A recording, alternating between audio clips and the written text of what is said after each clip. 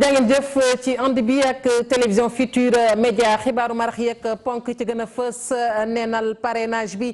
génne maire bu Ndakaaru ci kaso bi Karim Wade mi ñu ne bokkul ci liste électorale bi waaye nañu leeral itamit ci fanweeri milliards yi ñuy tudd ci Prodac Front National bu Résistance wàccoon ci mbedd mi mbooloo mu takku la ñu def tey jile di sàkku itamit ci njiitu réew mi Macky Sall mu able secrétariat exécutif bu APR moom tontu na ku jekk politique gi nee na nag naxee mbaay gi dafa war a dakk ndax loolee du jàll suy duggee nag indi leeral itamit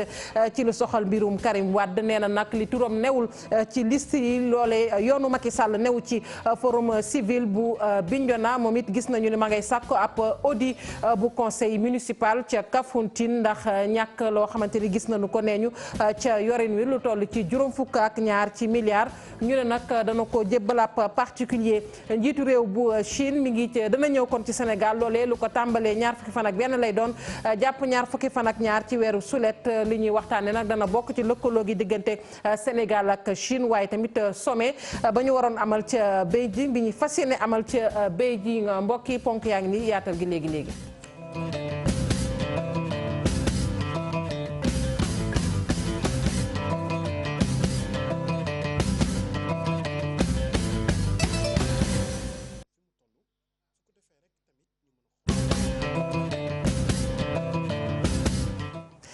dalee nag jàmm ci xibaaru marax yi ñu tàmbali ko rek ak ku jëkk politique gi rawatina ak Front National de Résistance ni ma ko waxee sànq tey dañoo wàcc ci mbedd mi rek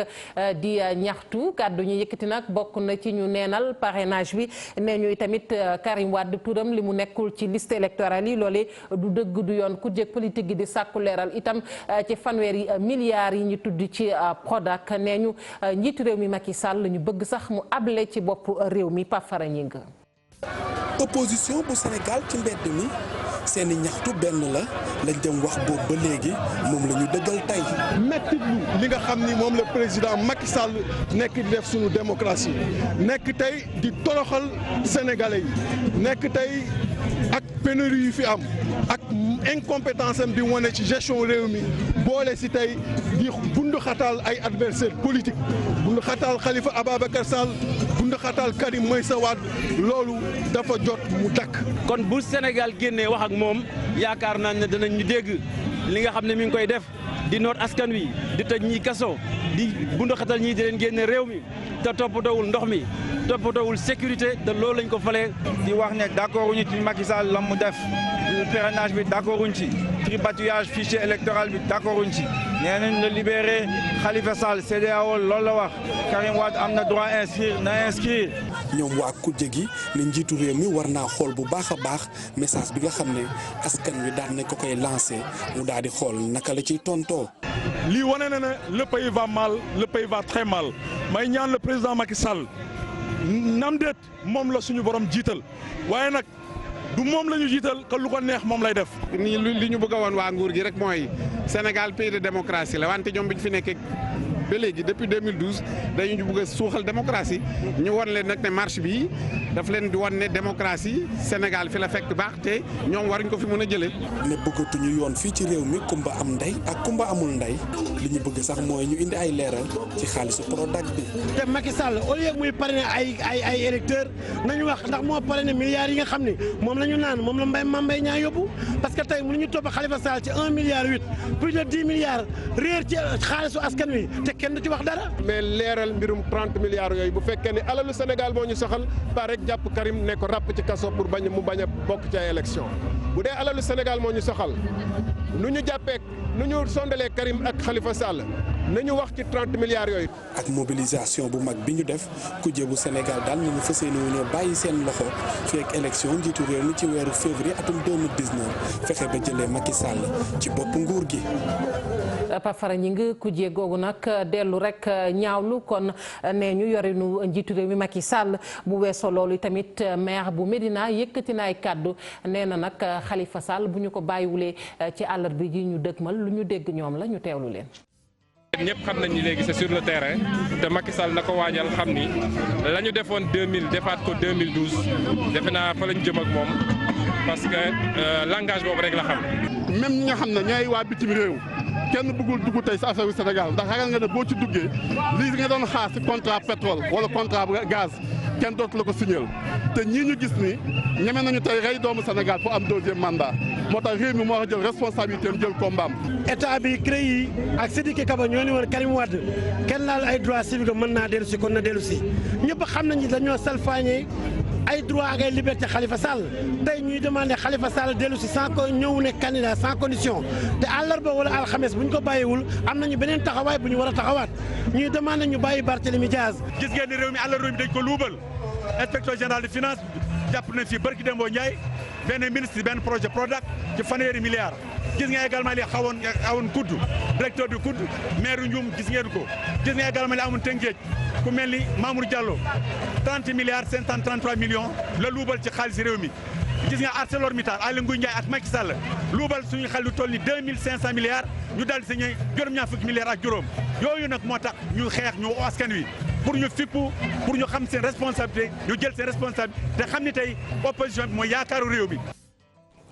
Macky Sall na able du moom kese la ñu wax nee ñu tamit Aly Ngouille Ndiaye na dem ku jég politique gi dellu nañu tamit wax ci candidature yu Khalifa Sall ak ki nga xamante ne nii moom mooy Karim Wade la ñu ca xamle nag mooy tey ak ëllëg ñooñee ñooy doon candidat yi ñu tànn ñu teewlu leen.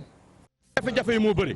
askan bi su demee ba si capital bi fii nit ñi amuñu ndox pour naan c'est très grave nit ñi dañ koy jéem a soofantal mais c'est très grave dem ba deret amul Sénégal jàng bi doxul. fajum bi doxul CMU bi dara doxul mais ñu ñuy rey ak wax sénégalais dañu génn pour ne leen seen wax yooyu ñun gisuñu ko ci terrain bi si li ñuy dund tous les jours ndax ku amul ndox muy naan rek defal loo ko dara. Macky Sall yàq na réew mi parce que réew doo ko wax rek simplement ay PSE réew mooy démocratie buy dox réew mooy institution yuy dox. mais quand tout cela est politisé kenn sañatul wax mu jël tëj kaso su CEDEAO waxee moom ndigalam orientation Macky Sall bañ du ko def. Sénégal dañu nekk ci naqar bi nga xam ne Macky Sall moom la yàlla teg ci bopp réew mi ba mu fi ñëwee ba léegi li ñu gis ci li ñu naqari dafa bari na ni mu yore réew mi. li ñu koy dénk nag lenn rek la mooy na dàq Aly Ngouille Ndiaye. na dàq Aly Ngouille Ndiaye indil ñu ministre de l'intérieur boo xamante ne du bokk ci benn parti baneen ba ca des mooy li nu ko bëgg a xamal mooy Karim Wade li nu ko bëgg a xamal mooy Karim Wade day bokk ci élection yi Khalifa Sall day bokk ci élection yi wala moom ci boppam du bokk ci élection yi. am président boo xam ne dafa noot ay ñoñam.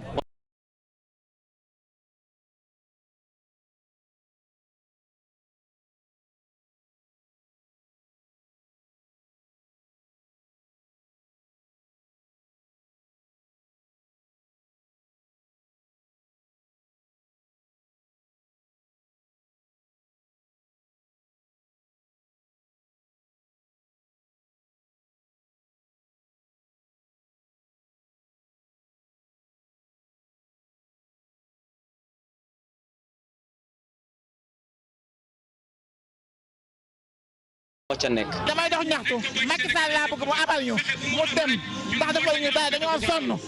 dañoo manqué ndox manqué deret. ci naaj gu tàng ñoom ndaw ñi ne ñu engagé lañ te la ñu bëgg rek moo di njiitum réew mi ak gouvernement ngam jóge fi. Khalifa Sall daal moo ñu ñor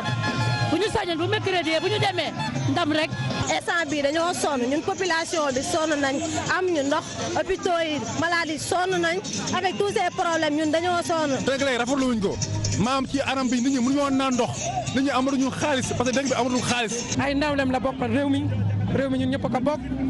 ñun ñëpp dañ si am wàll gaa ay ndaw lañ mais dañ fi ñëw pour suñu réew défendre suñuy droit réew parce que dañ bëgg suñu Sénégal avancé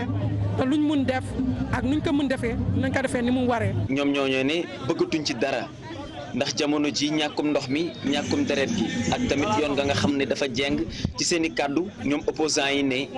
fas yéene nañoo booloo ngir rek jëlee ko fi. tey gis nga ñu topp ci ginnaaw ful bi lu nit ñi waddal rek ñu for ko pour mën a seetal bërëb bi daal. dafa am benn parti bu am solo bu ñuy fàtte mooy fii ñuy jaar nii di fi def suñu marché dafa am lu mu laaj jeunesse pure xam nga lan la ñëw pour def si pour que bu ñëpp fàttee ñi fi dëkk ñun ñu setal leen delloo leen seen koñ niñ ko fekkee woon. en tant que président da nga war a yërëm di jéggale di dimbali nit ñi xool nit ñi seen coono ak seen mitit nga jàppale leen ci yërëm leen. bu jëkk politique bu Sénégal ñoom ñooñee amal dox bu ñaxtu takku def mbooloo tey ci naaj gu tàng gi foofee ca allée Centenaire gi ñoom membre yi ku ci nekk génne la nga xamante ni yor nga ko ngir rek janook ki nga xam ne moo di njiitum réew mi mu ñu ne sax moom buur la jàppee boppam.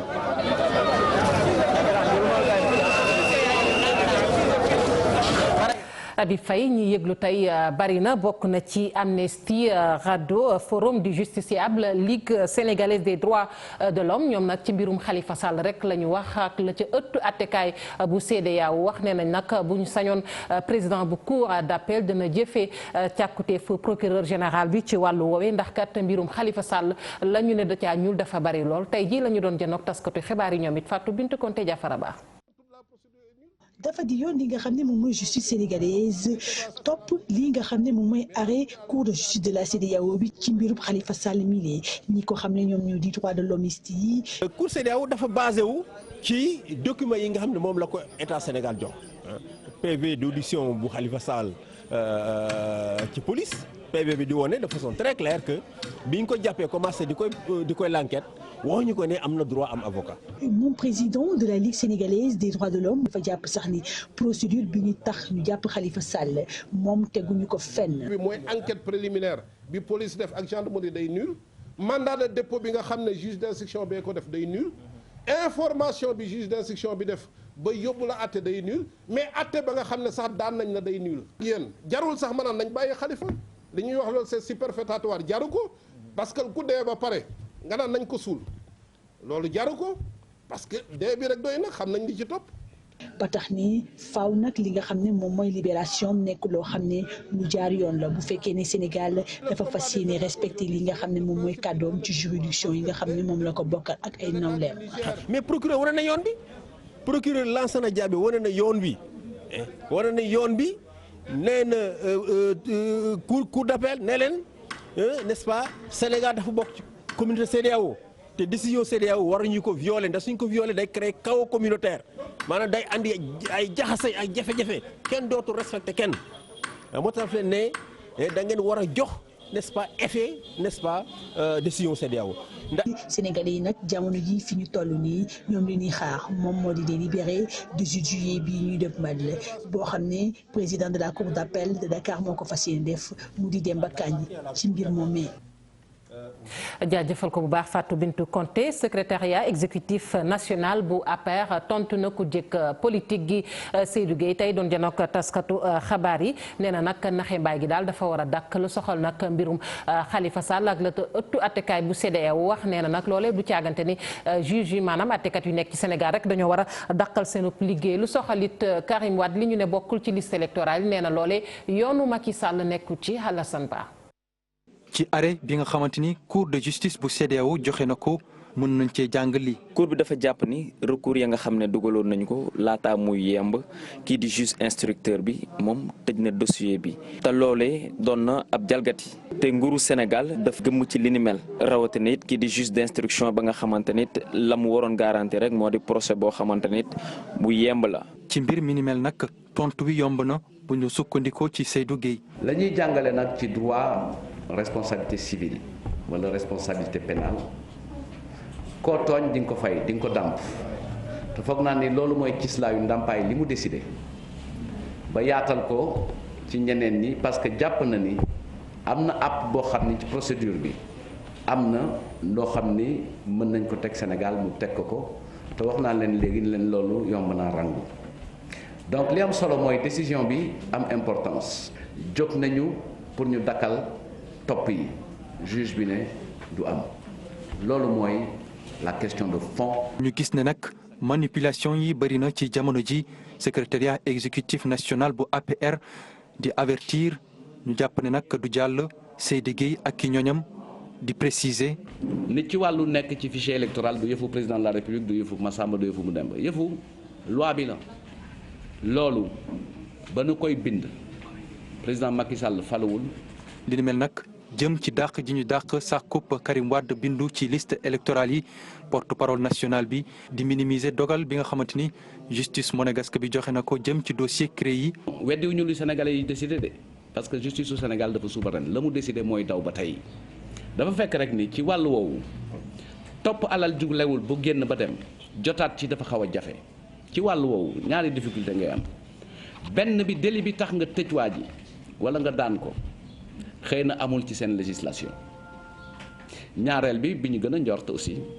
moo di am na réew yoo xam ne bu alal xasee ba dugg seen dëkk dootuñu bëgg mu génn parce que dañ ko bëgg jëriñoo. procès en appel bu Khalifa Sall ak kii ñooñam fas yéene tàmbaliwaat alaba gi ñu dëkkmal te bu ñu sukkandikoo ci secrétariat exécutif national bu APR juge communautaire yi ginnaaw seen dogal bi ñu joxe nag daanaka tënku ñu juge sénégalais yi bàyyi nañ leen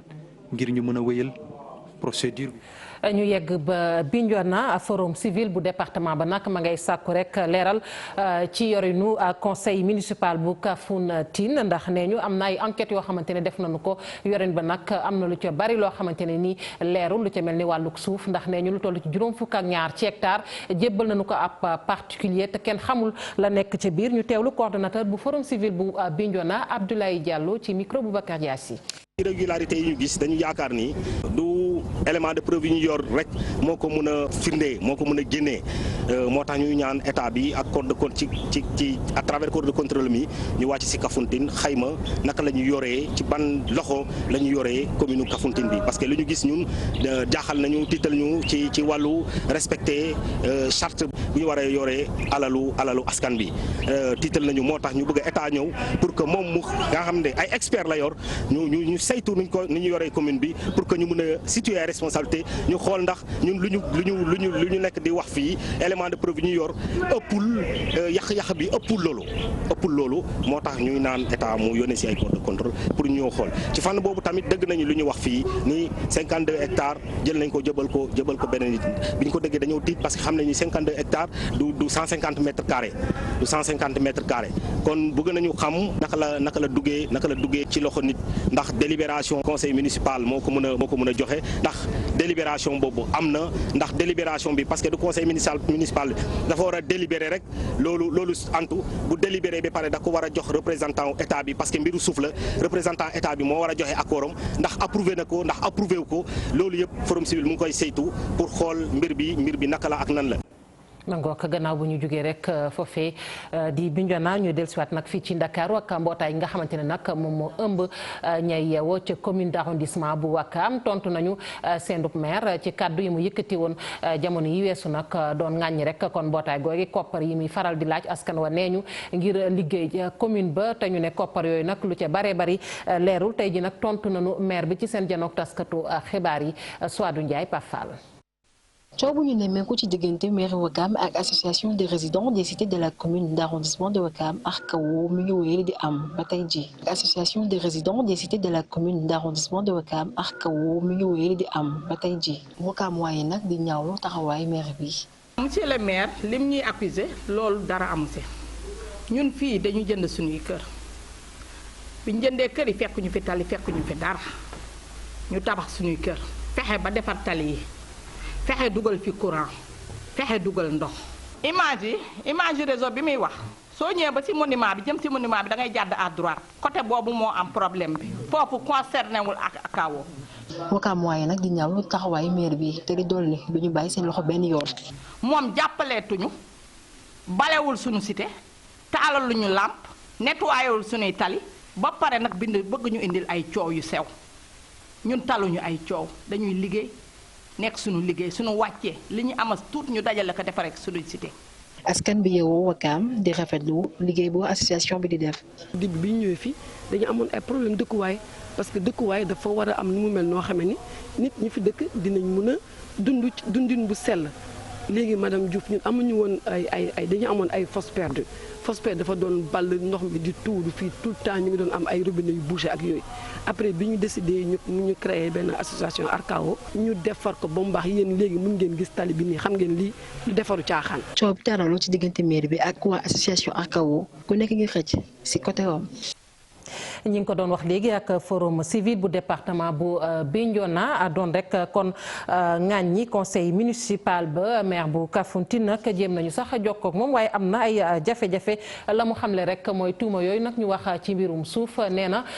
bis bu jotee daal dina ci indi ay firnde yu wóor ci boobaa nag ay kayit lay doon dinañ ci dellusiwaat ñu da addi addu ci leneen muy nag carburant bi ñu ne mi ngi ñëw fii ci Afrique mu nekk carburant boo xamante ne dafa am tooke te boo moyul nag mën naa indi gàllankoor ci wér-gu-yaramu askan wi lañ ca xamle nag moo dina liggéey bu am solo war nañu ko def ci wàllu woowee lu ca mel ni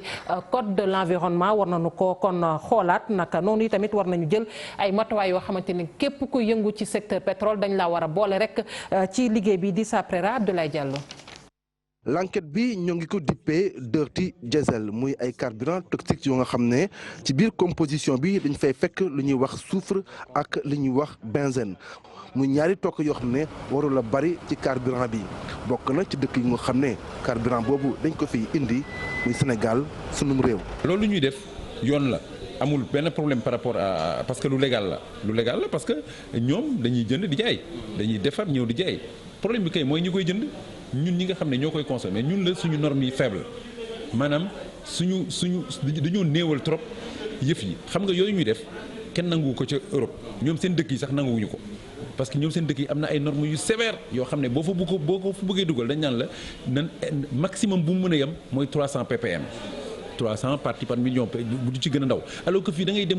normes yi di jéggi tey yoo la ñuy indi di ko ñuy indi donc suñu normes yi ak suñu standards yi ñoom ñoo faible. carburant bu ñàkk set ñu koy importé fii ci Sénégal bokk na ci li ko waral mooy faiblesse yi nga xam ne moom la loi bi faible ci wàllum importation wu essence. matukaay yi ci njëkk mooy ñu xoolaat normes yi parce que am na ay dëkk yoo xam ne bañ ko defee kenn amatu fa boo jëlee Maroc bii dañoo jël normes yi calculer ko ci normes européennes yi ba pare ñu renforcer moyens yi ñi nga xam ne ñooy liggéey ci environnement ak ci qualité de l'air mënuñu comprendre ni tey dañu naan Dakar ak Pékin ñoo gën a polluer que Paris wala Amsterdam alors que li ñuy polluer ci ñooñu lay jóge. ci fàttali ci septembre 2016 la benn ONG suisse diffusé woon ay résultat wu benn enquête bu mu defoon wax ne am na carburant bu salte boo nga xam ne moo ngi jóge Europe ñu koy importé fii ci Afrique de l'Ouest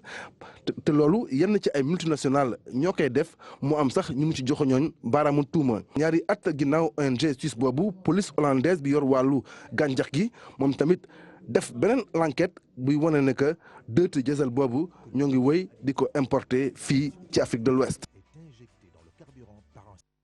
ñu koy jaajëfal bu baax di Saprera njiitu réew bu Chine nag ñu ngi koy xaar ci Ndakaaru loolee ñaar fukki fan ak benn lay doon jàpp ñaar fukki fan ak ñaar ci weeru sulet bi ñu ne bu fi ñëwee nag ne ñu dana sekk waxtaan rek ak njiitu réew bu Sénégal la ñuy waxtaanee nag bokk na ci lëkkaloo gi dox ci diggante ñaari réew yi waaye tamit ndaje ma ñuy waajal fële ca Beijing ndaw li toogal Chine fii mi ngi ci doon te nag taskatu xibaar yi Ibou Diouf Mbaye Diouf. ñaar fukki fan ak benn jàpp ñaar fukki fan ak ñaar ci weeru sulet réewu Sénégal ak bu Chine fas yéene taxaw rek ngir xayma seen àndandoo ci wàllu jëflante loolu la ñuy duppee coopération bilatérale nag dinañ ko fësal bu baax a baax ci ñëwun président bi di Xi Jinping fii ci Sénégal muy lu njëkk fii ci Afrique de l'Ouest. le président Xi Jinping. niñ ko xamle rek ñëw président Xi Jinping ci Afrique de l'Ouest nara doore fii ci Sénégal mu doon tamit lu njëkk. ci loolu nag dinañ ci waxtaan ci ay poñ yu bëri rawatina ci luy jëmale ñaari réew yu kanam suñu jëflante nag ci ay pàcc yu bëri dinañ ko xayma xool fi mu toll su ko defee rek tamit ñu mën a xool ana lañ ci yokk ak ci soppi. gis na rek bu ñuy wax wàllu PSE réew Chine dugal ci koppar bu bëri ba tax na nag jamono ji dañu jàpp ne rek Chine ci wàllu jëflante moom kenn bàyyi ko gànnaaw. jamais maintenant. dugal nañ ay milliards yu tàkku ci projet. plan Sénégal émergent ngir jàppale réewu Sénégal tamit mu mën a taxawal li nga xamante ne rek mooy projet yi ñu xayma ci boobu le programme su ko defee rek li nga xam ne mooy suñu àndandoo tamit dina ci am solo lool. face même. président chinois bi nag dina ñëw ci Sénégal ci jamono joo xam ne rek dañu bëgg a dooleel seen lëkkaloo ci wàllu coopération